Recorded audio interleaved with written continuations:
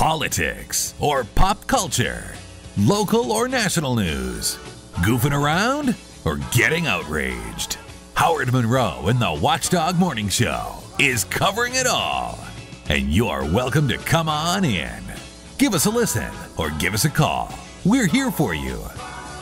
Biff, I got to give you credit, pal. What's that? You scarfed that entire breakfast burrito down in like 5-6 minutes. I've had an hour and a half, and I still can't get it all down. I mean, I knew as soon as I looked at it, it wasn't even going to be close. Oh, my Lord. Our friends at the Post One Home Corporation brought breakfast burritos in for Biff and I this morning. And, man, and you know, Blackmore, the day decides not to come in early.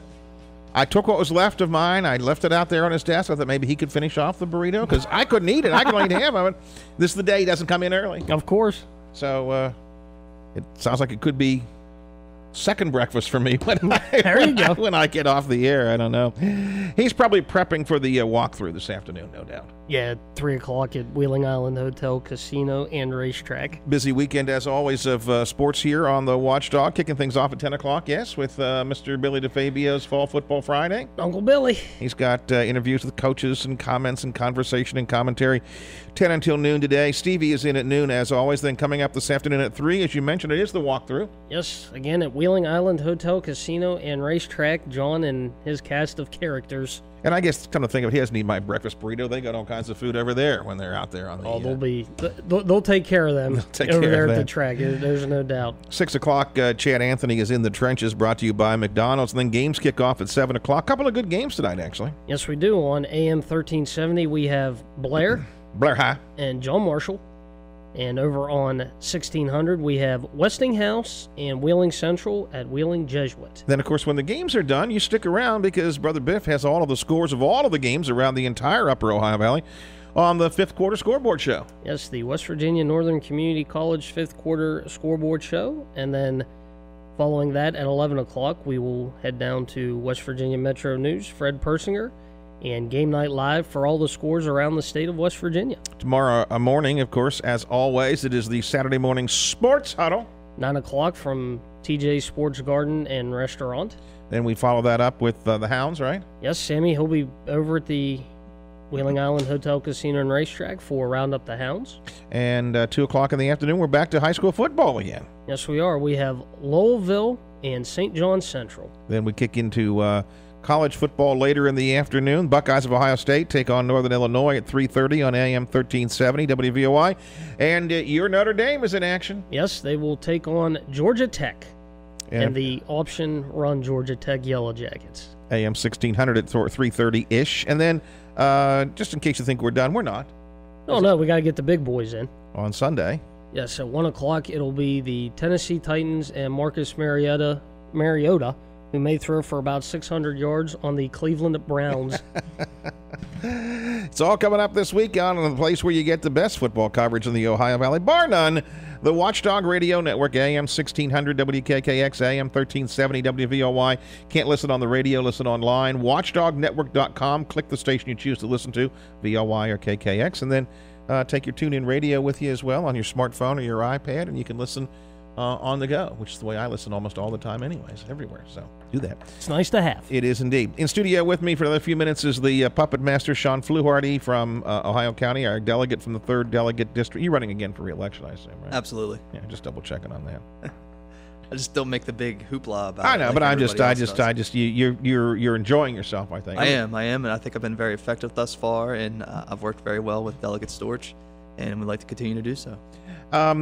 One of the big issues last year, which literally came down to the last day before it was decided, was this so-called forced pooling. It's gone under different names, and some people call it eminent domain for the gas industry, which in effect it is. Absolutely. It was an interesting mix of people the last day of the session last year, some from the very far right. It's probably the only time I've ever agreed with Pat McGeehan. Ever. I think he's crazy. I like Pat. I like passion. I like authenticity. He is all of those things.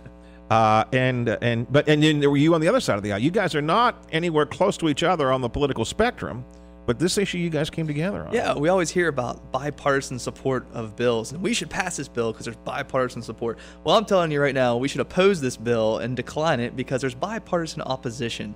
Yeah, we really crossed both sides of the aisle with the opposition. We had a 49-49 vote the last night of session. So when it comes back this session, the question will be, who got bought off?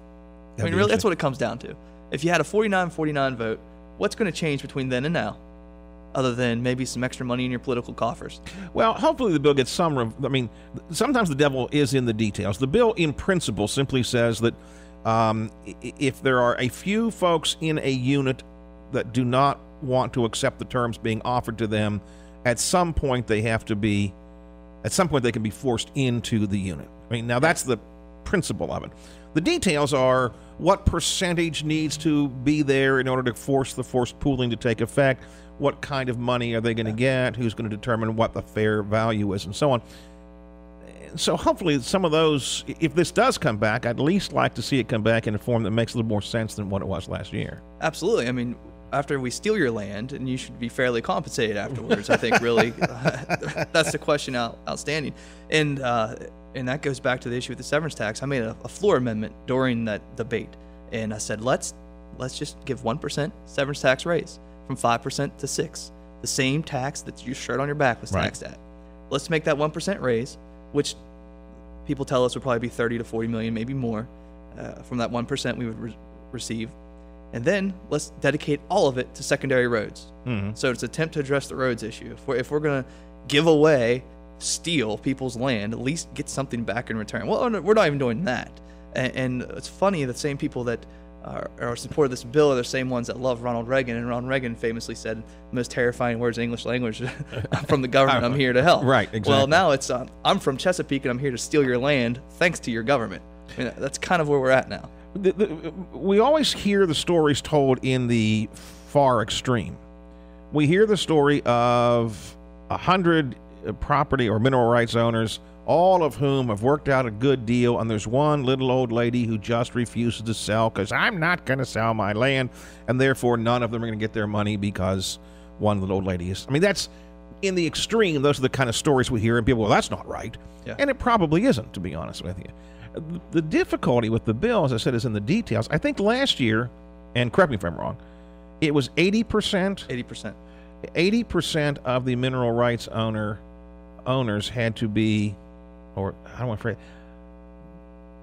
those who owned 80% of the mineral rights. I want to be careful because the issue can come down not just to individuals. It's not there are 100 people. It may be that one person owns 80% himself of all the mineral rights. That's right, Howard. And all of the others are in that 20%. So you go target, you get your 80% as most efficiently you can. You get less people with the bigger pieces of property. You get to your 80%, you go in, you cut off the 20. Right. That makes perfect sense, and that's what they would do for efficiency reasons. But the problem I have is exactly that. You could go find one guy that has 80%, and 100 people may comprise the other 20%. Right. And they're just going to get sucked in. Right.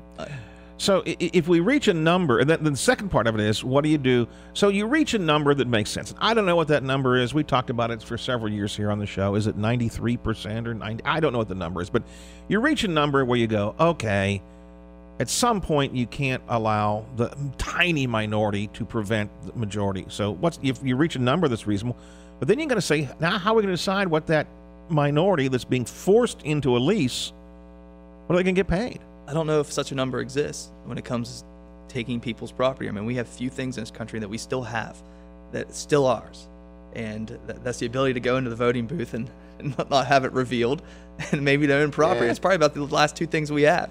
And even your ability to vote's under attack. And I was saying that's under attack. Let's be brutally honest about it. So, I don't think there is a magic number. I think if they want to have any give on this, the lease integration argument is a better argument. And that involves people who have already agreed to have their minerals leased, agreed to have drilling take place, maybe only agreed in the contract for it to be vertically and not horizontally. This is before fracking became This is when normal. This involves older leases. Right. So companies like EQT have a lot of issues with that, and they're in support of the lease integration, not so much in support of forced pooling.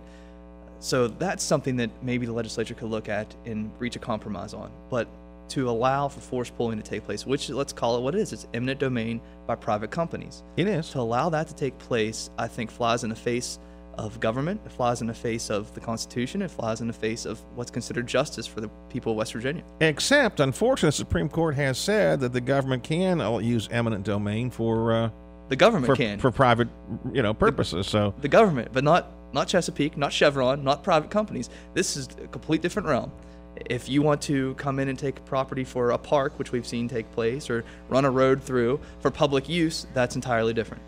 The bill will be back. I don't think there's any argument about that. No doubt. They're doing a propaganda tour right now throughout the state. You've read about it. Absolutely. They're sending people throughout, and they're using taxpayer-funded money with the W Extension Office to help get the propaganda out. And it's really, I don't see any other bills taking place with that. In order to pass bills in West Virginia, it requires lots of money, and we want gas companies have it. They have a whole lot of it. Shawn, out of time. Appreciate it as always, my friend. Appreciate it, Howard. Good Thanks to for see you having here. Time for this dude to shuffle on out of here. Kirchville has the calm coming up next. AM 1370. The Broads are on. No, Billy's on AM 1600. Uncle Billy, yes. Fall Football Friday, and I'll be back Monday at 7 o'clock to go over to this big gig. You come back with me, Brother Biff? I'll join you Monday morning. We'll keep on doing it until we get it right. It's going to be a long time. It's going to die right here in the chair. The Watchdog. AM 1600 WKKX Wheeling and AM 1370 WVLY Moundsville.